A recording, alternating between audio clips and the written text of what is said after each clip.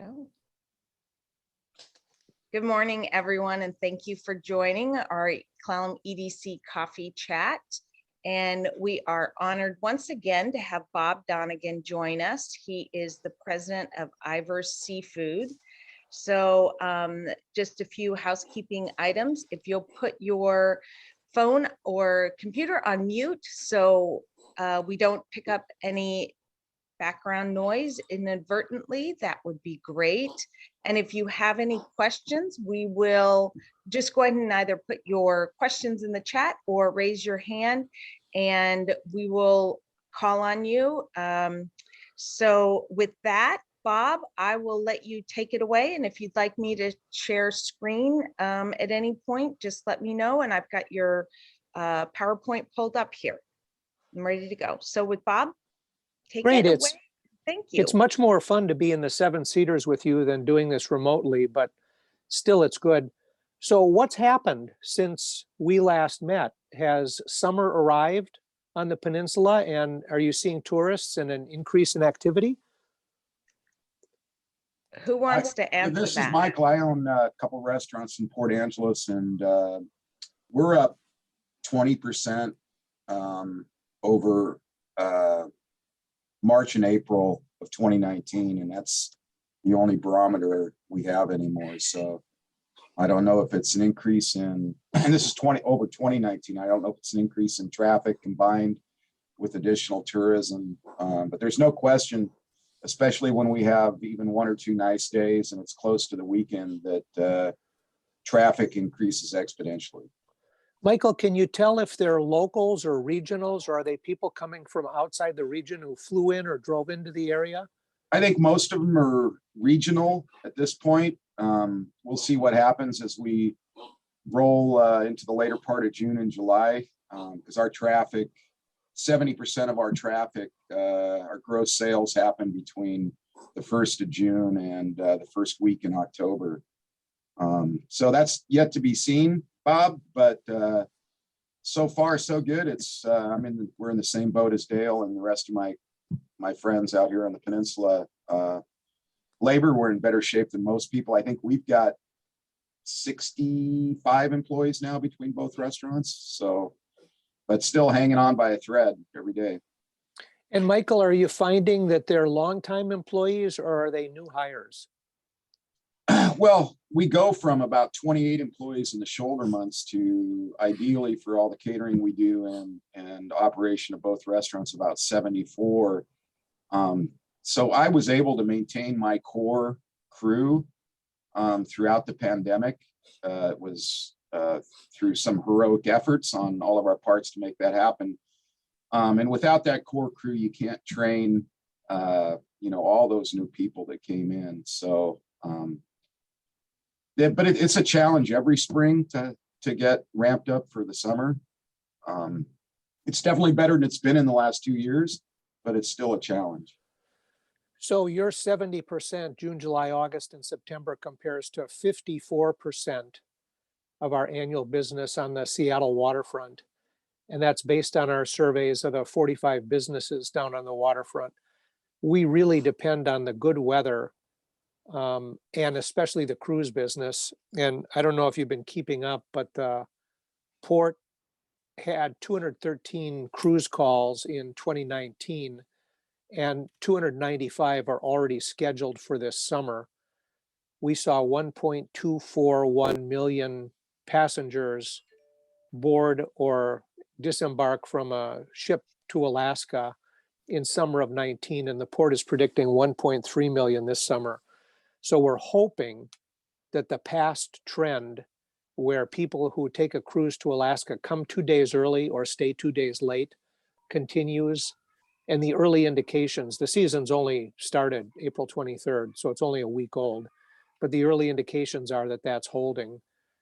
Occupancy in the downtown hotels, which in March was about 33%, was up to 67% last weekend when the cruise season started. So early indications are people are anxious to get out. That's before the Royal Caribbean announcement that more than 100 people were confirmed with corona on the ship that just arrived in the harbor in the last couple of days. That's precisely not the kind of news that we want to see out there. You don't get any cruise calls other than the Victoria ferry, right? Does anybody stop in Port Angeles on the way We've up or got back? we've got the American line that comes out of Seattle. It's a small Oh, boutique yeah. cruise ship. It comes here, I think it arrives Wednesday night and leaves Saturday morning every week from spring through pretty much the end of fall. And do But you see them? That's it. Do you see those passengers? Not too much. It's mostly an older crowd, and they're well taken care of on the boat. They're short cruises. Every once in a while. So we'll see. We've definitely seen finally some uptick in traffic into the restaurants, and we're right next to the ferry. So we're blessed that we get that traffic, but we've definitely seen some uptick finally from the ferry that we hadn't seen in 2 years. So. And it looks like the whale tourists are coming. The spottings of whales in Puget Sound is way up over prior years. Does that have an impact on visitors to the county? I don't know, Colleen, can you answer that? Because I don't know. Sometimes it's hard to peg where the people are coming from unless you look at the license plates when they come in my parking lot. We do have some whale watching tours back open again. I haven't heard how they're doing since they have opened back up. Does anybody else know? I'm not. What was the question? About the whale watching, and if restaurants are getting any of that whale watching traffic coming into their restaurants or their venues, like even the Olympic Game Farm. Are you seeing folks that came out here for a whale watching tour that end up coming to the Olympic Game Farm? I know You a can see that few has talked about it, but nothing specific. you can see that Rebecca's a whale watcher because she knows about the baby orca from 2 days ago. Yeah. Hey, Bob, I do work with the Port of Port Angeles, and one of the things that brings in a lot of out of off peninsula, visitors is the opening of the halibut and salmon seasons, the recreational seasons. Even during COVID, it was one of the few things that people could do. So that does generate a lot of traffic. I don't know whether they're using the restaurants or not, but certainly coming from far and wide. Bruce, have you had the fresh halibut that's been coming out of Alaska for about a month now? No, I haven't been up. I haven't gotten any yet. It's a really good year so far. Big fish, sweet fish, and a lot of fish. And the halibut season opens before almost any of the salmon runs do. So people just go crazy when there's fresh fish. And of course, we're on the hourly monitoring of the Copper River catch. Early indications are that it's going to be light and small this year.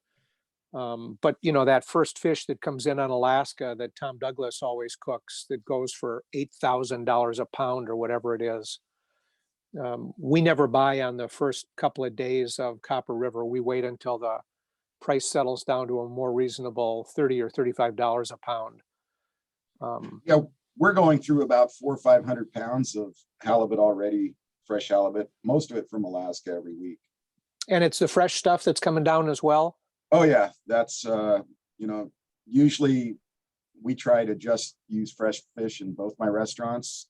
Unfortunately, that doesn't go all year round, but we're also getting it out of Neah Bay as well. But the Alaskan halibut, although it's not quite as fresh, the stuff out of Neah Bay, when I get it, is usually still in rigor mortis. But the quality of the Alaskan halibut is, sorry if there's any fishermen on, it's actually better than the Neah Bay halibut. So Michael, what's your favorite preparation of halibut right now on your menu? We try to keep Cocopelli, we try to keep let the fish speak for itself. So we use gastriques, beurre blancs, salsa kind of presentations. We also do a Dungeness stuffed crab halibut with a light cream sauce. And we change it every week. Everybody on the call knows where they're going for lunch today after that description, right? Yeah, I also own a fish and chip restaurant, Bob, right next door. And where's your fish for the fish and chips coming from? Fresh halibut and true cod. And are you getting the true cod out of Alaska? Most of it out of Alaska. It's a bycatch on the Neah Bay halibut right now, so we've been able to pick up 300 or 400 pounds in the last 2 weeks out of Neah Bay. They're not as big as the Alaskan cod, so they're kind of a pain in the butt to clean, but I've got pretty good knife skills. Yeah, there's nothing like fresh cod for fish and chips. Yep. Good. So what other hot topics do we have, Colleen?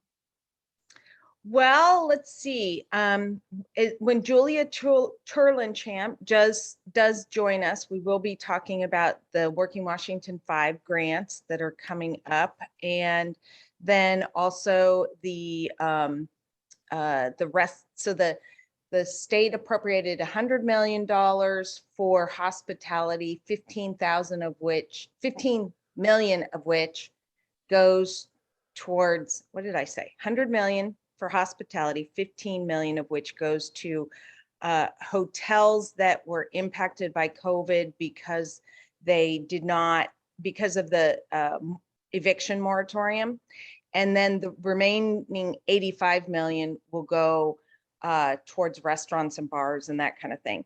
But there's a lot of conversation as well about I think I was told, and Bruce, correct me if I'm wrong here, 3,900 restaurants in the state that applied for an SBA restaurant revitalization fund and were initially told they were going to get it and then they didn't. Is that correct? I don't know the numbers, Colleen, about how many restaurants, but I just know that I've read that there was delayed payments or holdups, and so the state's trying to help backfill some of that until they get paid some of that federal relief funds. Bob probably knows more details on that than me. So 2 data points. In January of 2020, before Corona hit, there were 14,527 restaurants in Washington state.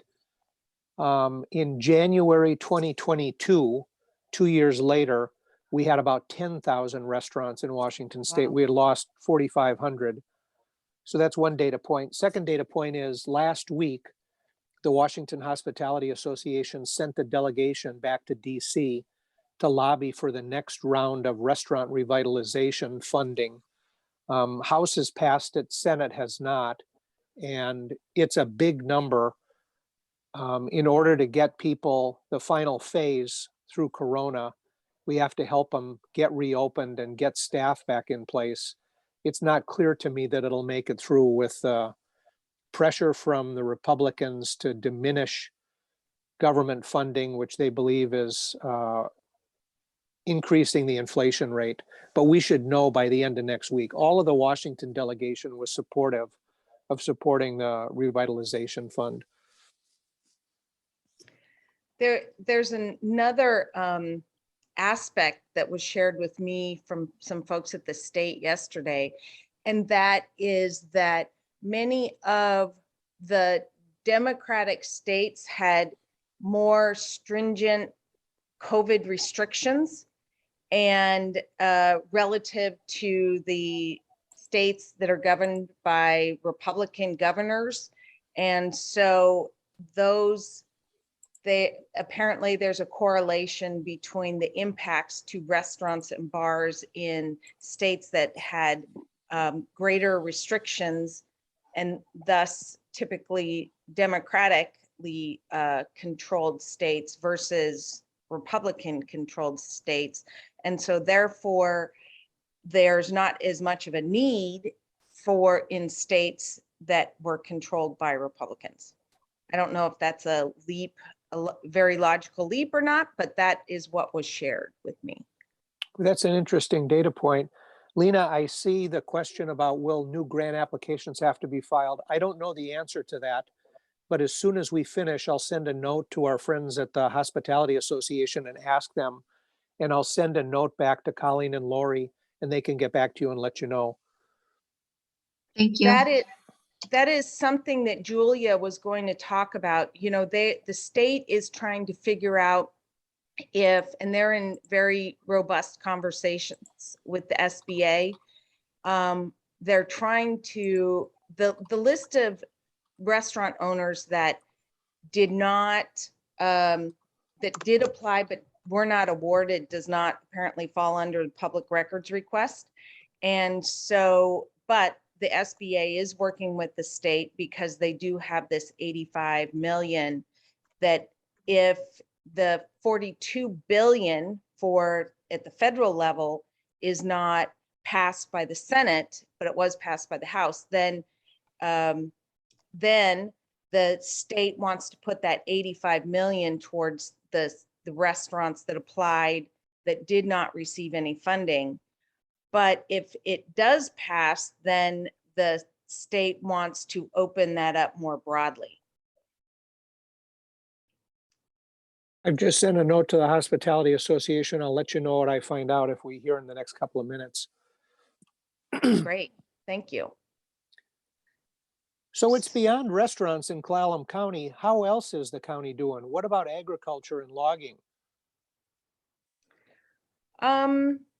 So logging is, and you know, broader than logging, that we've got Interfor that's up to 3 shifts, I believe now. And so they produce timber, lumber, dimensional lumber. But it's really that the fiber supply is so limited. And from the the federal lands have not produced very much in many decades, but the state is continuing to dwindle, and other people can speak more eloquently and completely about that. We've got a couple people that follow this really closely on today, if anybody wants to speak to that. And then as far as agriculture is concerned, we by and large, you know, we've got some ag farms out here that are important for resilience, but they by and large are kind of hobby farms. And so, but we've got a farm to table program that's been very successful.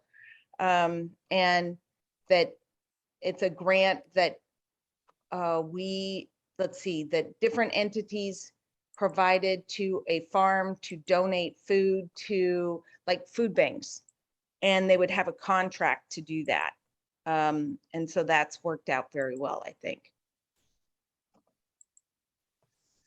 We have a hobby farm in the backyard and my peas are up about 4 inches. The corn's a foot tall, but it's still in the greenhouse. And of course, the rule is normally the tomatoes go in the garden on Mother's Day. And it's been so cold, coldest April in a decade, that I think those tomatoes won't go in the garden until August or September, if the trend continues. Hey, Randy Johnson, can you speak to what our challenges are relative to DNR and the reduced harvest and the lack of tracking the harvest? As we all know, the Department of Natural Resources is a complex subject as we go through everything. The short-term issue is as they presented in the, just backing up, the timber harvest not only affects the mills and their run rate, but it also affects all of our junior taxing districts like fire districts and the hospital, and everyone else helps fund all those different entities. But the DNR proposed a harvest level just once. I wish they'd give a real budget to everyone, but they don't. And lo and behold, as they met last time, they told us that they're going to be significantly short of what they had proposed as a volume forecast for all of us in the county. And the likelihood of them making it up this year is very small. In fact, they're short workers, they say. I mean, they could have probably have gone out and hired other independent contractors, but anyway, that was their choice. And they're probably going to, in the future, have to roll the shortfall this year into the future again. So we already have something called the, shortfall from prior years, and it just continues to roll through. So again, the DNR is a complex subject and a lot of other things going on, but from a short-term phenomena, it's they're going to be very short compared to what they said they were going to do this year. And it affects everyone. Randy, when you look at the next race for governor, who do you think the candidates are that pay attention to what's going on in Clallam County? Nobody. You want me to be honest? I don't think anyone will. Well, remember, we're being recorded, but Yeah, honesty is that's the best. okay. I don't know. I think all three of our representatives are Democrats, and they would tell you that rural counties don't have a lot of what do I say, sway in Olympia. I mean, you should ask our lobbyist. Bruce would be able to tell you too. But I say that COVID really brought this home. I always remember listening to the governor's staff as we're trying to help plan, help for the counties. And there was no one on the staff when we're down in our emergency operations center and talking about business that had a clue about a rural county. I mean, and I'm sure they've improved since then, but I was just somewhat disheartened. So I'll just leave it at that. Of the two people running, probably going to run, Denny Heck would probably have a better idea, I would think, than others. But and I don't know that he's going to run. The state forest lands over there, does Hillary Franz come to the top of list of people for governor that you think about? My personal opinion, no. In fairness to the Department of Natural Resources, I don't care whether you're a Republican or a Democrat, and we've had both in that position. The business part of it, and I'll remove the environmental part, the business part of where I have to give you a forecast and actually perform to the forecast, et cetera, that hasn't happened with Democrats or Republicans. And they have an abysmal accounting system, so you can't tell what's going on. And they just had another report that emphasized the same report that they had in 1996. And there had been no changes in accounting systems and in transparency about what's going on, et cetera, et cetera. And I'm not blaming Hillary Franz for that. It's just a continuing saga of what has seemed to occur there. They say, and I hope that they're going to make improvements, but it's not happened yet. So, Bruce, do you have a sense of the county's interest in gubernatorial candidates yet? No, I'll probably defer that over to the elected officials in Clallam County, but I think Randy's exactly right. Remember a number of years ago, Bob, there was the terminology of one Washington. Yeah. Remember that? Well, there really is a tale of two Washingtons right now. The rural communities, whether you're west side or east side, are really being left in the dirt. The transportation package that passed this year does almost zero in the rural communities across eastern and western Washington. You've noticed a strong Democratic stronghold of the 19th legislative district, which is Grays Harbor South, is now all converted to Republicans. I don't know that happens in Randy's district or not, but you've seen this trend of this dichotomy between rural and the urban areas of the state, and it's beginning to manifest itself in the way the state invests its money too. Colleen, is that a fair walking the tightrope comment? I think that because we did get $30 million from the transportation project for the Squim bypass or the Squim interchange, which was, the only project in our county, and I think it was the only one in the 24th district. But I read, and I don't know if this was final, there was only 20 million east of the Cascades in named projects out of the many billions. So I don't know, Bob, whether that manifests itself in the, a governor's race 2 years from now. That's light years away, but there is a significant difference, and it shows up in the ability of forest products manufacturers to reliably plan on supply.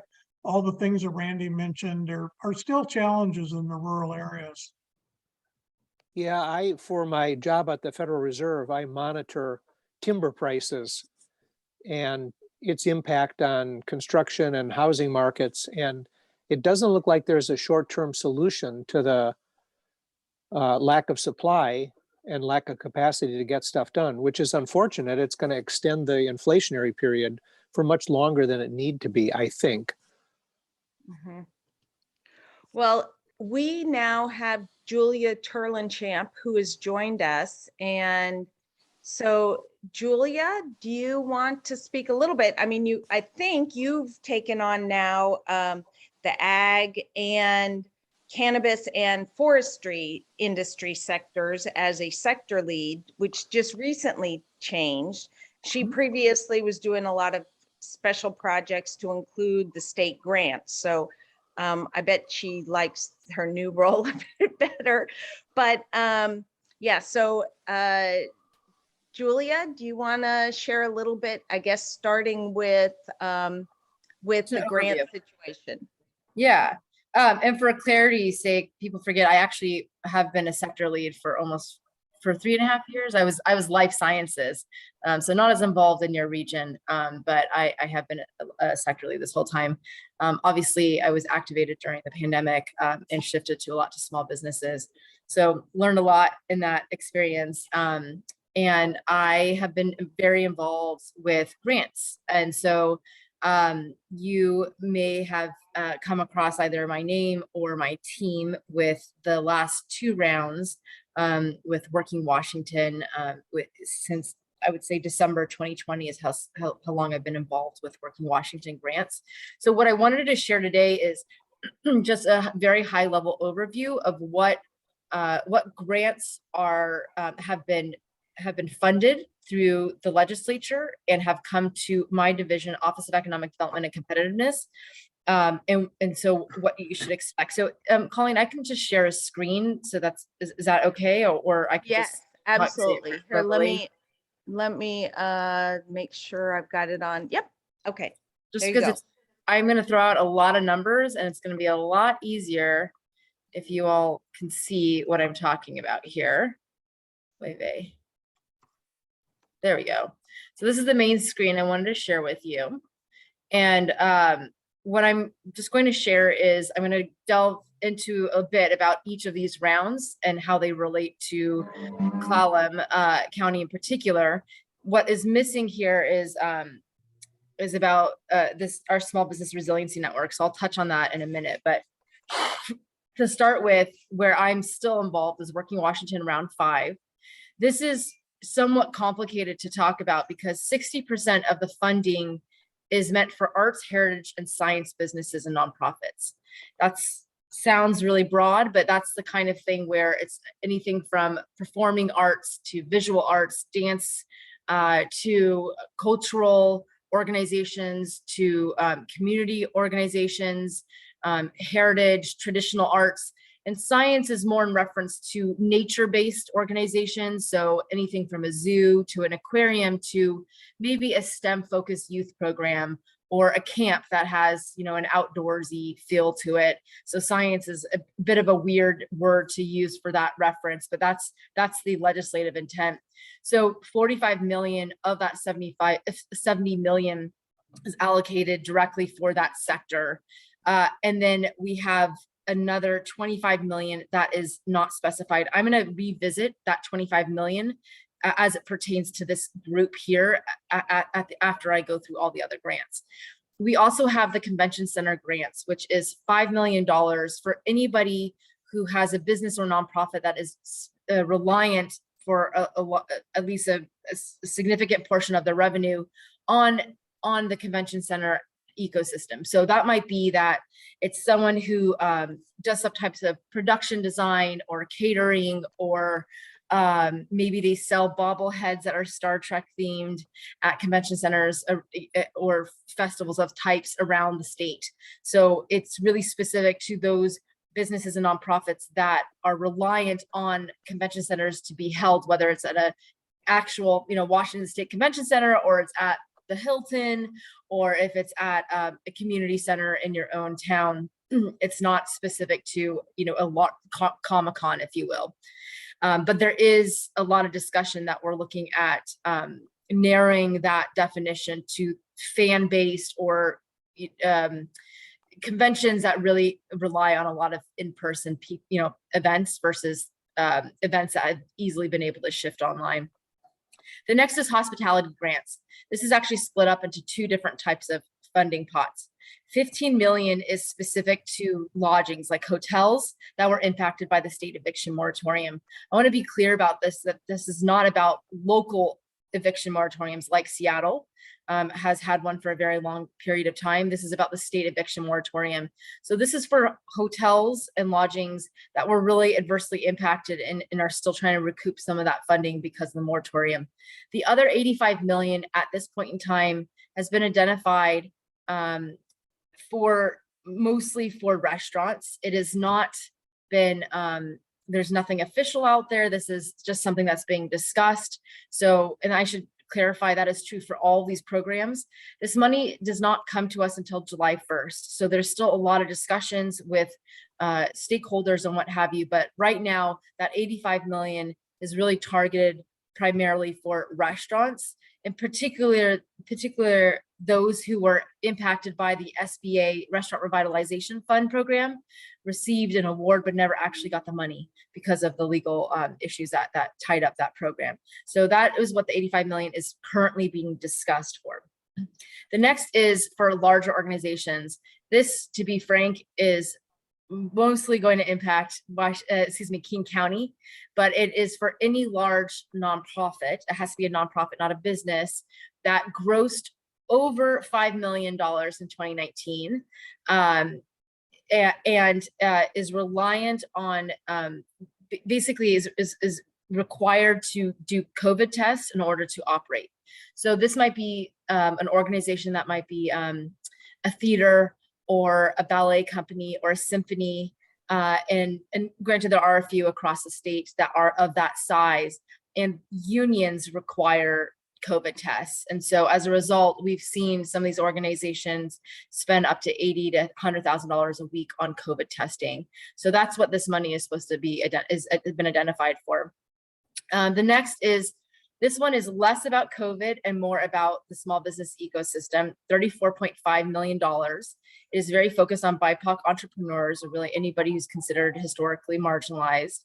And this money is meant more for longer term investment, but it has to be spent in just 1 year from now. Also comes July 1st. And that money will actually be going directly to nonprofits who help support entrepreneurs, specifically small businesses. And so there's a range of programming that this money can go to, but it's not going to be held through Department of Commerce. The idea will be, it will be outsourced directly to those on the ground helping these small businesses. The last one I wanted to mention, because of in particular to your county, is the Small Business Disaster Relief Program. I'm really excited about this one because, again, not anything to do with COVID, but it's really an opportunity for us to use ARPA funds to identify a need that right now definitely exists and could have potential for to be replicated if we are able to pull this off well. This is in direct partnership with our associate development organizations, like Colleen's organization, like the EDA here, and Commerce would work directly with our economic development organizations on the ground, with small businesses that have been impacted, say from flooding or wildfires, or maybe there was a fire that was actually a human instigated that hit a corridor in your community. Right now, we know how long it takes to get money from FEMA. We know that there's not a lot of support for small businesses who get impacted by these kind of disasters, that this money has been identified specifically to those types of events.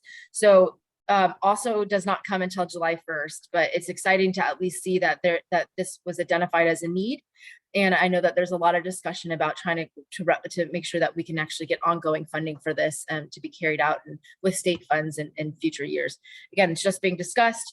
So the last thing I wanted to mention that's not on the slide is, oh my goodness, I'm trying to remember the exact amount. We have a few $1 million that has been identified for the Small Business Resiliency Network. If you're not familiar with that organization, it's coordinated through the Department of Commerce through a different division, but it's a group of over 30 organizations of everyone from the Korean American Association of Washington to the Hispanic Chamber of Commerce to we have a number of tribal organizations that CDFIs that are part of it. So it's Sister Sky as an example. So we have a lot of small business focused organizations that are really tailored to their communities, their trusted messengers, and that funding will help support their outreach efforts and them everything from helping do outreach events to promoting programming to helping with small business support. So I'm going to now, before I take any questions, I want to go back to Working Washington Round 5 because of who I understand is on this call today. I mentioned the $45 million for arts, heritage, and science businesses, but for specifically to the hospitality industry that wouldn't fall in, and that might not qualify for the other $85 million that we have identified. There's $25 million that is right now not specific to any one sector, but we are looking at really opening it up and highlighting those sectors that have been most impacted. Big surprise to any of you on this call, hospitality is still the most impacted along with the creative economy. That's why there's such a huge focus on those two sectors. So that 25 million is going to open up. Hopefully, we hope that right now we're looking at towards the end of June, mid to late June is our goal. So the money could be dispersed by July. The reason why we can't do it sooner is because a portion of that money doesn't come to us until July 1st, excuse me. So but we have enough resources to be able to open up the grant portal before that date and be able to start processing all the grants. We're looking at trying to make it as less stressful and burdensome as possible. But what has changed a lot in the last few months, and particularly the last year, is I'm gonna just stop sharing the screen Oh, share. I did it. Okay, good, thank you. What's changed a lot in the last few months is we're no longer able to navigate the red tape in the way that we were allowed under Governor Inslee's proclamation. So we used to and believe it or not, there are a number of us government employees who hate government bureaucracy. I'm a very frugal person who feels strongly about making sure taxpayer dollars goes directly to the actual taxpayers. There's a lot of us out who care deeply about designing a program that is going to really impact and help support those people that it's meant for. And so we care a lot about making sure we don't blow this money, to be frank. And so as a result, though, we still have to make sure that we're really cautious about compliance because this is federal rules. So now that we're back to the normal way of things, we have to be very, very cautious about who does qualify. And so there's going to be some changes in this upcoming program where we're going to require an extra step for validating who you are, because there's been rampant fraud across the whole country. I'm sure you've heard a lot of stories about PPP and idols, especially PPP. My favorite story is the person who bought a $56,000 Pokemon card with his PPP loan, which I think is hilarious.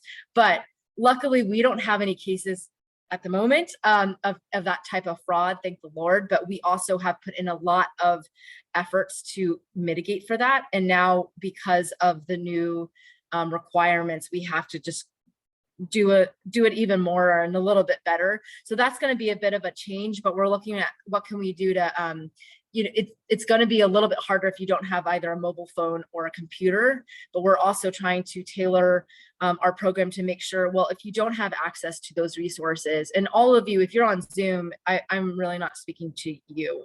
I suspect all of you have access, obviously today, then you're not going to, I'm not concerned about this group in particular having challenges with their application. I'm just giving a heads up that we're well aware that that might be a concern. So we're looking at, well, how can we partner with our folks, our partners on the ground to be able to provide resources. So if they do want to do stuff in person, the last round, it was still just too precarious to do anything in person. We recognize that though COVID is still out there, we're getting back to normal. And so we have an opportunity to be able to be more hands-on in that technical assistance and help navigate. We're also looking at doing really aggressive customer service support and making sure people feel like they are heard and they're responded to immediately in whatever language of choice that they prefer to. So I'm going to stop there because I've shared a lot of information. That's a lot of money I've probably also thrown around.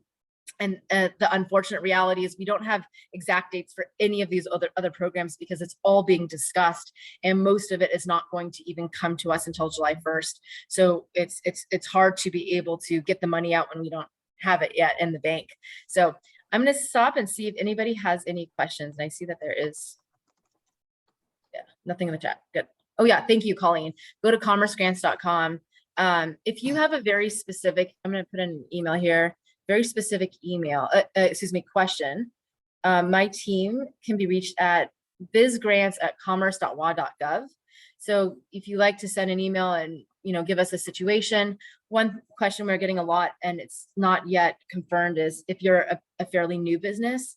I'm less worried about someone who opened up in 2020, more about if you opened up in 2021. And to be honest, it's how do we properly score and give them a fair shot compared to people who've, are able to provide their financial documentation from 2019, 2020, and maybe even 2021. So it's easy to document that revenue loss, which is a big focus for us, is have you actually been impacted by COVID? And so if you just opened up, that's not yet been decided as how do we help support those businesses, but it is something that we're discussing a lot. So if we can't support with Working Washington grants, what other support is out there to be able to help those folks out? So please do reach out if you have a question for a scenario that you're not sure of what might apply to you. I have a question. So on this restaurant grant, you're talking about the 85 million and you're talking about restaurants that haven't received the restaurant revitalization grant. What if you do this grant and then later they do pass it and the restaurants that didn't get the application get it? That's a great question. Thank you for that. That is something, if you're not familiar, that the U.S. House of Representatives passed $42 billion to be able to give to the SBA for that particular program. So first of all, again, this money can't even be given out until the summer. So we have some time. And we are watching it very closely. We're talking to the congressional delegation about it. Because what we were last told is it's absolutely possible that the Senate could pass it, and then we would have an extra $85 million for the hospitality sector, and I can talk about that in a minute. It's also possible they won't, and I would say in the next month, especially if they haven't, then we should be pretty confident it's not going to happen. Definitely we have 2 months for sure to be able to wait for that to take part. But and also if we find out in a month and there's we get feedback from Congress saying no, we still are going to be pushing this. I will give Senator Cantwell credit that she she and her team do care quite a bit about this issue.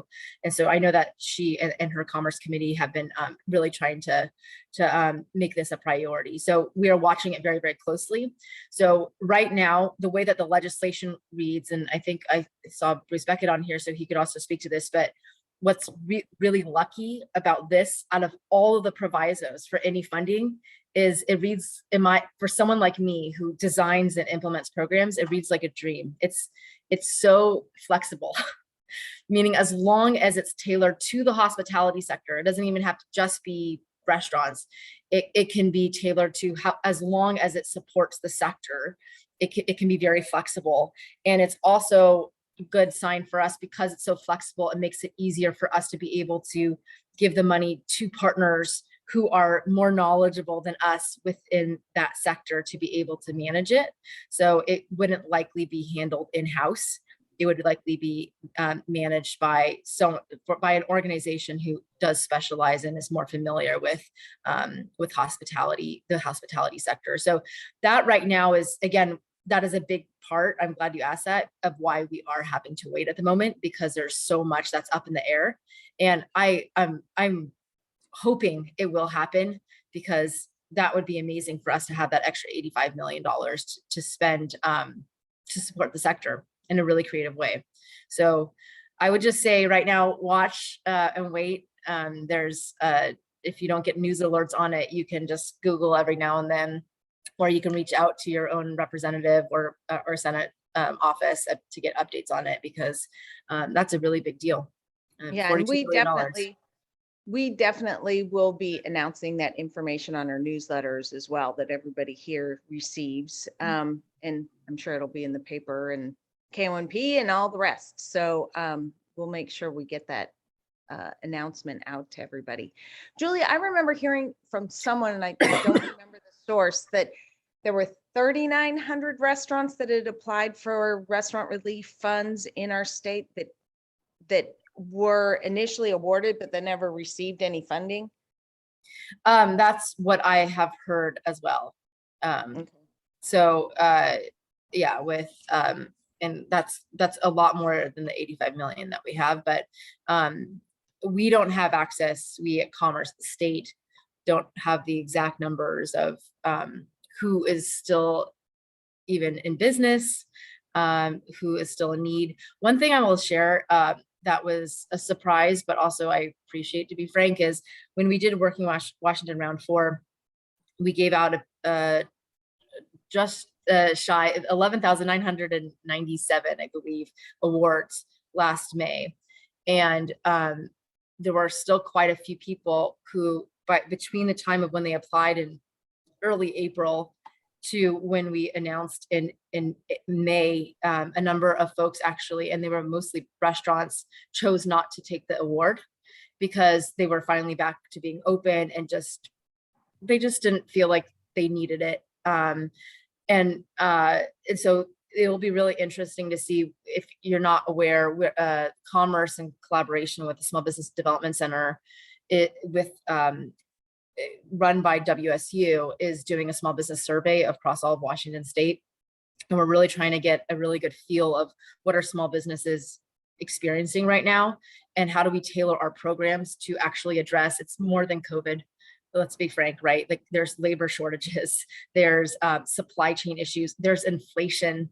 There is so many things that are happening right now that it's really important that we recognize and tailor these programs to the big picture. And so that's something that we're trying to pay a lot of attention to. So, and then the last thing I'll share is, and Clallam is obviously very different than, I'm in the Seattle area, but I went home recently.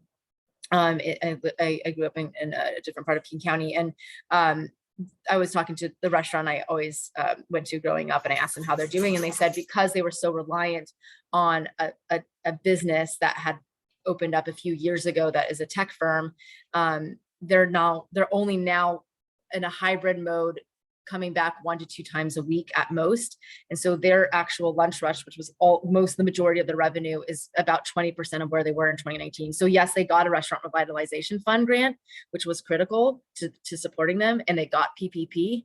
But for them, they're saying we were completely shut down. It doesn't mean that it's like we're not back to normal in any possible way. So that is also a really important story for us to hear, that just because it's people are starting to go out into the public again, it doesn't mean that for a particular business, it's everything is hunky-dory, right? It's not that things are back to 2019. And so we're also listening to those stories of understanding, just because you've got that federal assistance, it doesn't mean that things are going great. So we're looking at who didn't get funding, both from the state and the feds, but also who did, and it's still really hurting. And because it's a seemingly temporary situation as businesses are starting to come back. So. Great. Thank you, Julia. Yeah. And as far as she mentioned the resiliency grant funds, in our area, the only partner that we have out here, but that does work in that space, is the Center for Inclusive Entrepreneurship. The others don't cover our area, but that they do. That's interesting. Good. I would think though, you have enough rural areas that we're even looking at how do you give greater priority if you are in a rural community, which I believe we would classify all of Clallam as. So just like if you're a minority owned business, just like if you're a woman owned business, if you are a rural community owned business, then you would also be a higher priority. So that is an advantage to a county like Clallam. Okay, great. Thank you. And so the Small Business Innovation and Competitiveness Fund that's focused on BIPOC entrepreneurs, how are you defining that? I mean, that's a $1 million question, right? It's a $34.5 million question that I am not involved in on that one. That is, I can send you the legislation. It is that's the one program I'm not involved in. It's complicated is what is the best way to describe it. Okay, who is running that? The point person, there's no one who's been formally assigned, but the temporary point person is Keith Swenson. Okay. We have formally assigned though someone to the Small Business Disaster Relief Grant Program, and that's Rob Zur and his team. But again, that is going to be directly with ADOs. So you'll get briefed on that because we're going to be reliant on you to be able to do those, and it'll be done. You know, it's going to be very localized, that program. So the same thing with that Small Business Innovation Program. It's about localizing it. So I would think we once those conversations start, it's really good to actually just share your opinion, share your voice. And looks like Lena has a question, but the last thing I will say, I never be shy, especially you as business owners or community members, never be shy with legislators or with leadership in these agencies, because it's your stories that is what creates this legislation. It's your stories that help shape these programs. If we don't hear from you, it's going to be on because of someone else's story. So it is absolutely critical to share your story and to help us understand how we can best help you. And so you have a question, Lena? Sorry. Yeah, just one of the things I seem to recall, and I might not have my facts quite straight here, but at one point I thought one of the grant application processes included some sort of criteria that the business stay in business for a certain period of time. And I'm not sure if that was the Working Washington 4 grant. And I feel like there were some people that were hesitant to receive those funds because they didn't, you don't know what to expect, especially with the restaurant business. And I'm wondering if, in fact, that is expected to occur in this round 5, or if we know. That's a legal requirement. We didn't set a date of how long. I think the wording we're using is expected to stay in business in 2022.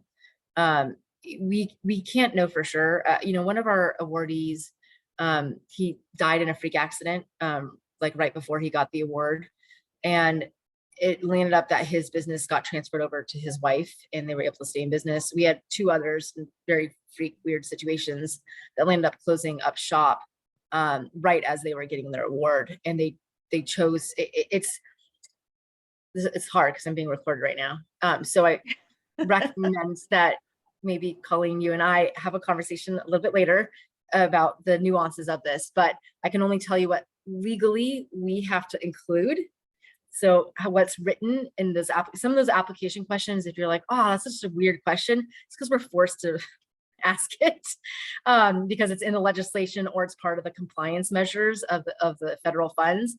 But it's one thing I will say for certain, Commerce is not going to come after you. We don't have the manpower. I am not paid at all for any of this work I do on grants. I'm the agriculture innovation sector lead. That's actually what my full-time job is.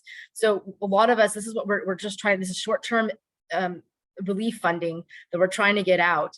And we have legally built in a program that says to you as the awardee, it is on you to make sure that you are in compliance with the requirements of the program. So if there is concern, it's helpful to talk to someone who is a specialist like Colleen or her team, or coming to my team and asking some of those nuanced questions and saying, here's a scenario, because it could be very specific to a scenario. If they don't know because some situation happens, that's not their fault. That's not their fault at all, right? So it's something that they can talk to their bookkeeper about, or you know, a tax professional perhaps. But at the end of the day, they should never not apply because of a situation they think that might or might not happen. I would never discourage that. And in general, like it's really helpful for us to know, why are they hesitant from applying? We've heard that a lot. And a lot of the one thing that makes me sad is the number of times I've heard they think that they're not as deserving because they were able to stay open, but they had to still lay off a bunch of their employees, or they had to cut hours, or they didn't get that much foot traffic because no one was around. That doesn't mean that you weren't impacted. So we're really trying to figure out, like, impact means something different to everyone. So and then there's businesses that were able to open the whole time and they're mad that they didn't get, you know, $10 million. So. Julia, for restaurant owners whose revenues have declined sharply because they don't have enough workforce, is that a qualifying? We are not requiring you to tell us why you declined. Okay. And that's why it's going back to that. This is a big picture issue. There's a whole range of reasons why people have been why businesses have been adversely impacted, right? That you cannot just say it is in economics, we always say it's correlation is not causation, right? So we are well aware of the fact that there is ripple effects, and we're not going to identify and say, because that specific issue, because you didn't have an outbreak in your community that adversely impacted you, therefore you don't get this money. That is not our decisions to make. So what we've said is we have a general idea, but as long as you believe that you were adversely impacted over the last 2 years because of something happening in the economy, labor shortage was absolutely a huge issue, then you absolutely would qualify for this grant. Okay, so it's not like ARPA funds where you had to show causation from COVID impacts. We ask you how you were impacted by COVID, and you're welcome to write, because it is ARPA funds.